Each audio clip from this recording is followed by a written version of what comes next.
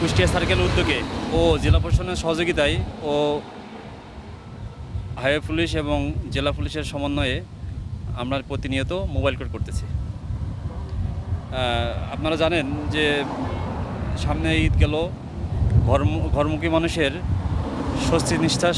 স্বস্তির নিঃশ্বাস ফেরানোর জন্য আমরা প্রতিনিয়ত মোবাইল কোর্ট করতেছি, যাতে করে দুর্ঘটনা কিছুটা হলেও রোধ করা যায়। আমরা নিয়মিত মোবাইল কোর্ট করতেছি এবং জরিমানা করতেছি এবং সচেতন করতেছি, যাতে করে মানুষ আইনের প্রতি শ্রদ্ধাশীল হয়। এক্ষেত্রে কুষ্টিয়া বিআরটি সার্কেল সমন্বয়ভাবে কাজ করতেছে। ধন্যবাদ।